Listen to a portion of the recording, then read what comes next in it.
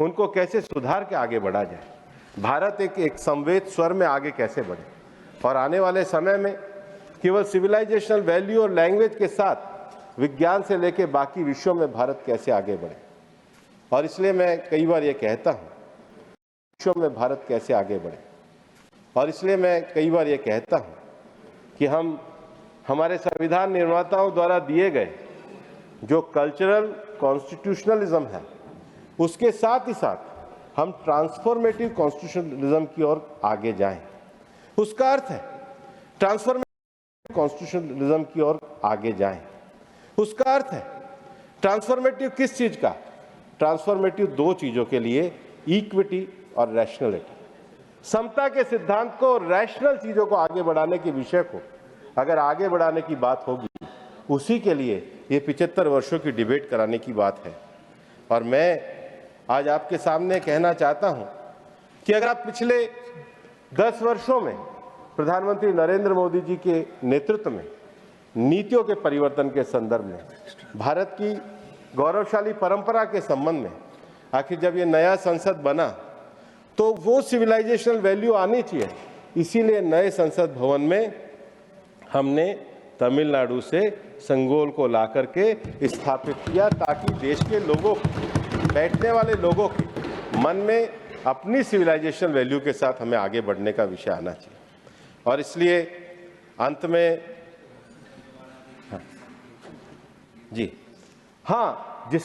जिसको एक समय में कांग्रेस में, जब ये उस समय देश की आज़ादी के हस्तांतरण में दिया गया था, तो इसको इस देश के न्याय का एक प्रतीक ना मानते हुए एक वॉकिंग स्टिक के रूप में बदल दिया गया था। उसको बदल करके इस देश के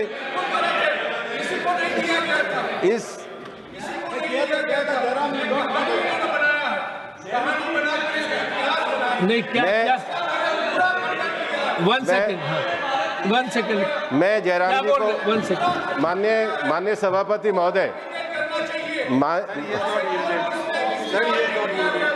माननीय सभापति महोदय, ये नहीं बता रहे कि वो 75 साल से था कहाँ पे, ये कुछ नहीं बता रहे।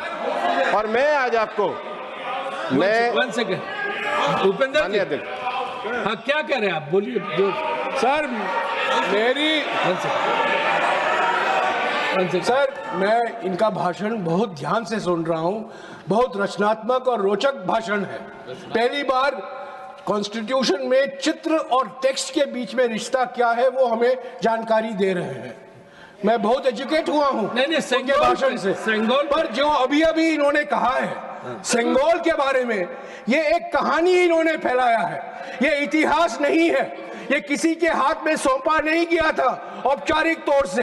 कुछ लोग आए, वो सेंगोल दिया गया, एक समारोह हुआ और इन्होंने उससे एक नया इतिहास खड़ा कर दिया। जिसका पूरा सबूत मैं टेबल पर रख सकता हूं। लीडर ऑफ द हाउस, ये कहानी नहीं है, ये सच्चाई है। और मैं बताना चाहता हूं कि जब आज़ादी मिल रही थी तो उस समय लॉर्ड माउंटबेटन ने पूछा कि सत्ता के हस्तांतरण में, सर ये बिल्कुल गलत है। आप बोल सत्ता के हस्तांतरण में, सत्ता के हस्तांतरण में आपके यहाँ कोई विधि होती है, उस विधि को क्या अपनाया जा सकता है, इस तरीके की बात पूछी गई थी। जवाहरलाल नेहरू जी ने कहा था कि हमें तो इसका कोई ज्ञान नहीं है। सर बिल्कुल गलत है। सी राजगोपालाचारी, अगर गलत होगा तो आप कॉन्ट्रडिक्ट कर दीजिएगा। सी राजगोपालाचारी जी ने, नड्डा जी, तमिलनाडु से, नड्डा जी, चोला dynasty, will you authenticate also this thing? I will do that. Okay. I will do that. उसमें मैं बोल रहा हूँ I will do that. Authenticate. मैंने बोला he will authenticate. Chola dynasty में जो प्रथा सत्ता हस्तांतरण में जो चोला डायनेस्टी में किया जाता था, उसके बारे में सी राजगोपालाचारी जी ने चर्चा की। और यहाँ से भारत का वायुयान प्लेन उस समय मद्रास गया, जो अब चेन्नई बोला जाता है, और वहां से चोला डायनेस्टी के उस रीति रिवाज को मानने वाले लोग, और इसकी फिल्म है, यहां आए थे जी, उनको लाया गया था।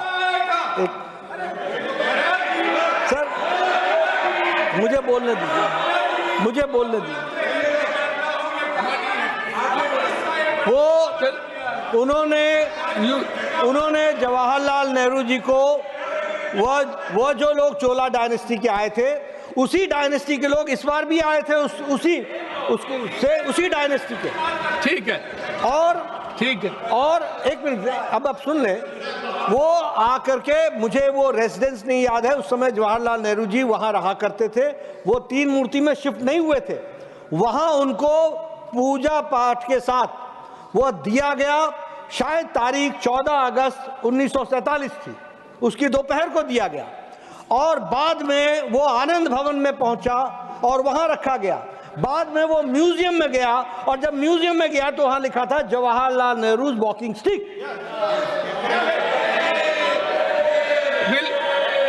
Will you authenticate it? नहीं, नड्डा जी, will you? मैं इसकी जितने भी इसके तथ्य हैं वो मैं रख दूंगा। हाँ,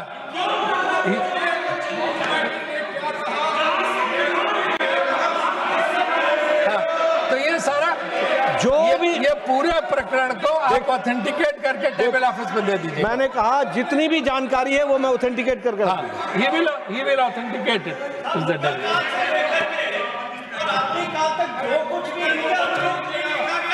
आनी है इनके अनुसार।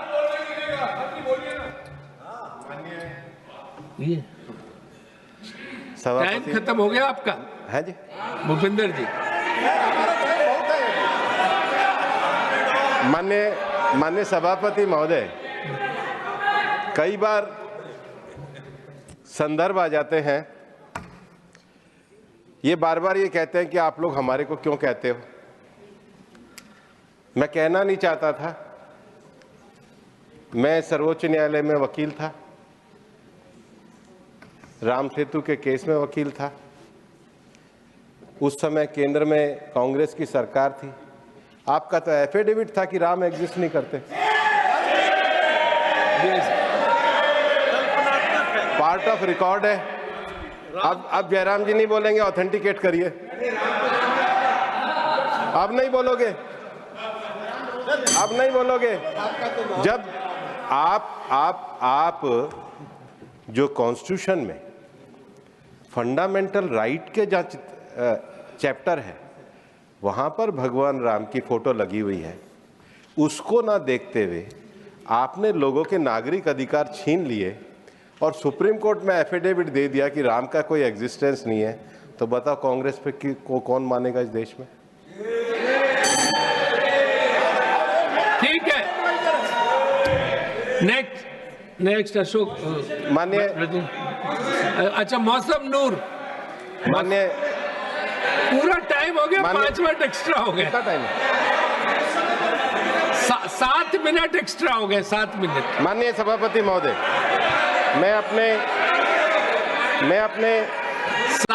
विषय को, वो अलग है, मैं अपने वो अलग है, मैं अपने विषय को, वो अलग है। उसके अलावा मैं अपने विषय को एक वाक्य के साथ समाप्त करता हूं। हाँ, ठीक है, चलिए आप। संविधान के 75 वर्षों की इस यात्रा में ये जो 10 वर्ष गौरवशाली आए हैं, हम निश्चित रूप से इस बुनियाद को आगे बढ़ाते हुए देश की यात्रा में आगे बढ़ेंगे। मैं अंत में कुछ पंक्तियों के साथ अपना विषय समाप्त करूंगा। मैं भारत का संविधान हूं, तुमको राह दिखाता हूं, पथ की सारी बारीकी को बारीकी से सिखलाता हूं, उलझे ना भारत का कोई सदा जतन यह करता हूं, रातों के अंधकार में भी मैं दीपक सदा जलाता हूं, मैं भारत का संविधान हूं, तुमको राह दिखाता हूं। और मैं अंत में यही कहना चाहूँगा कि भारत का संविधान जो रास्ता दिखाता है वह सत्यमेव जयते है, वही भारत माता की जय है। Thank you ji. नाउ मौसम नूर जी।